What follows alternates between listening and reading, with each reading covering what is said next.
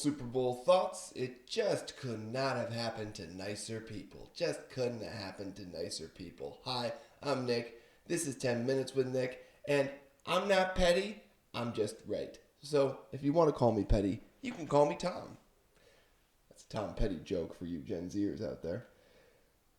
The Super Bowl was a boring slop fest of defense and Drake Maye falling apart like the inexperienced second-year quarterback that he is.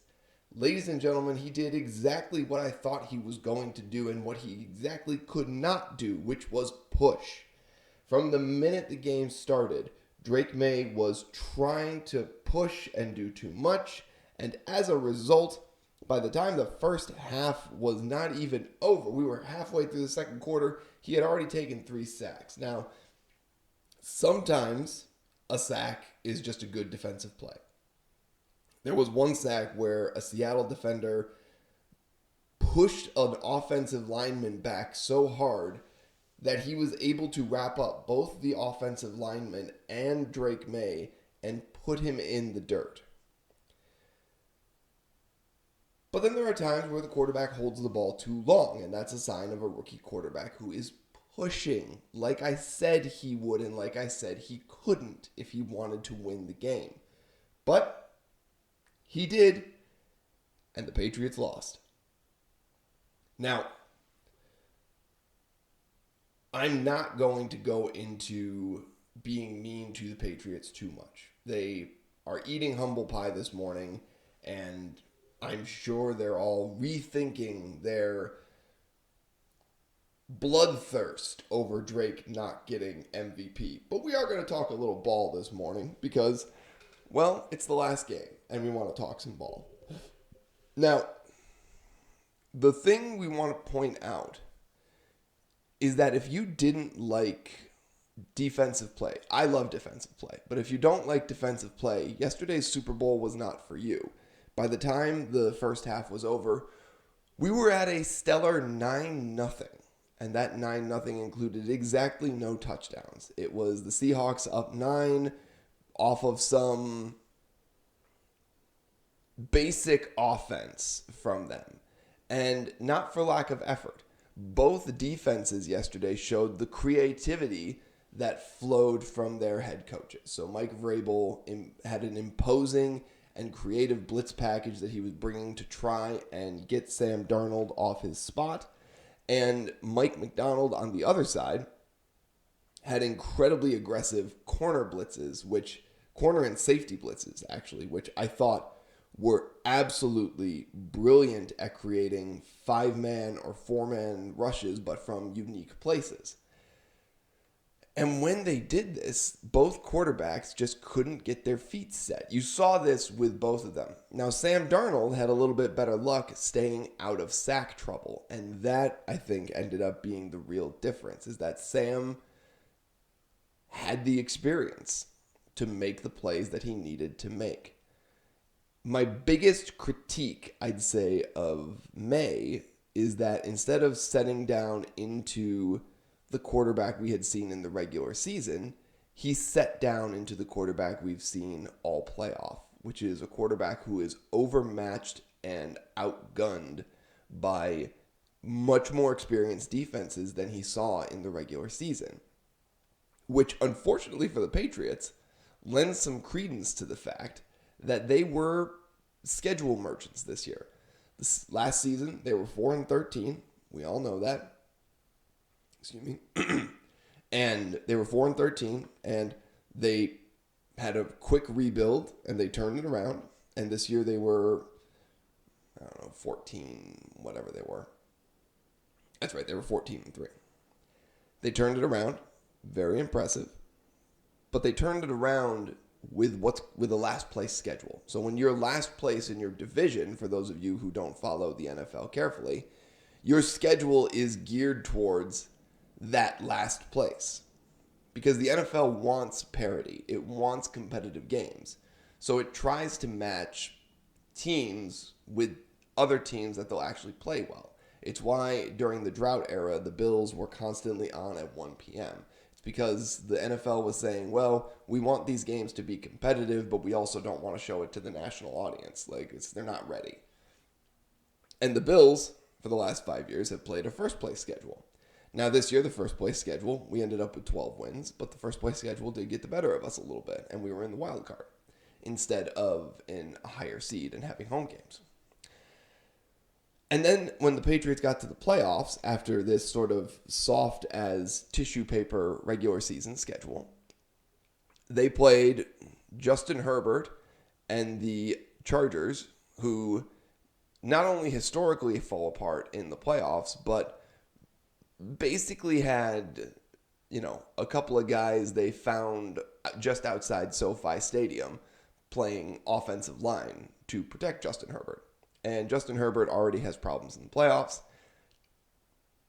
Combine that with an offensive line that couldn't stop a cold, and the Patriots, despite the fact that Maye looked overwhelmed by the spotlight, won that game.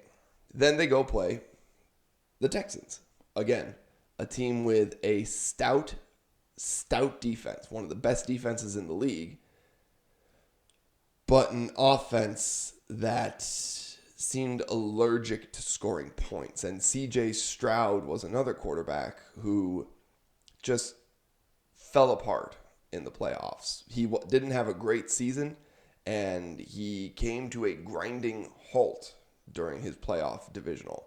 It was bad to watch, but it was also bad to watch Maye throw the ball. Then we come to the championship round. The Broncos had just played the Bills, and we had just found out that Bo Nix, on the second to last play of the game against the Bills, which the Bills should have won, #he caught it, but Bo Nix had broken his ankle, their starting quarterback.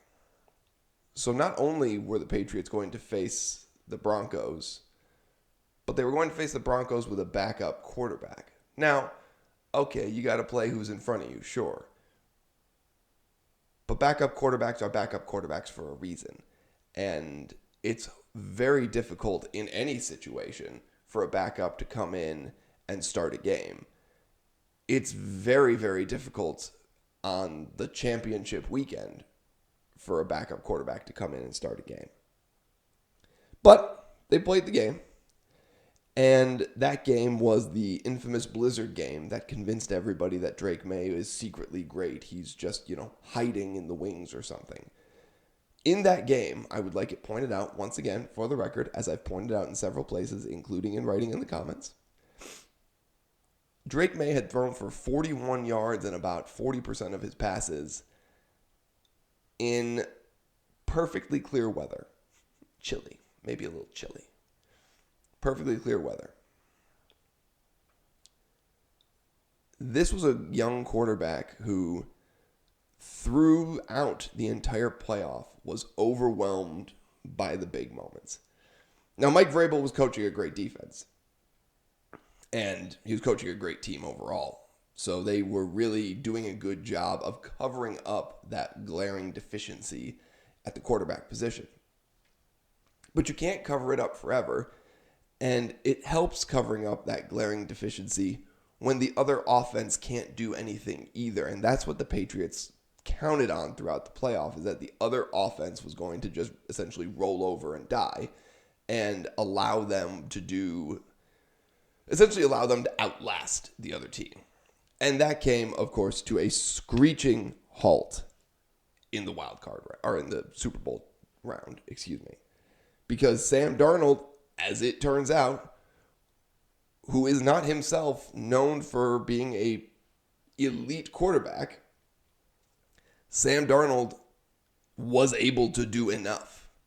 He could move the ball when he needed to. He could manage the game in front of him. He didn't win Super Bowl MVP. That honor went to Kenneth Walker. But the fact that he was able to make a few throws under pressure, he was able to convert a few more first downs than the Patriots did, that was the difference in the game. Well, that and the fact that Drake Maye, young quarterback that he is, decided to push and press and got nervous and got jittery. And when blitz packages came, all of a sudden he got nervous and shifty in the pocket. If you had to listen to Chris Collinsworth, you know that, oh, Drake Maye can use his legs. Yeah, the problem is Drake Maye didn't use his legs. He posed no threat to the Seahawks defense, and they figured that out pretty quick. And once they figured that out, they really could blitz him with abandon. They really could do whatever they wanted. And the Patriots ended their season not with a bang, but with a whimper. And honestly, it couldn't happen to nicer people. Excited for the offseason. Excited for the new stuff that is to come. Maybe some exciting news to announce. I'll let you know. But for the moment, I'm Nick. This is 10 Minutes with Nick. Go Bills. Have a nice day.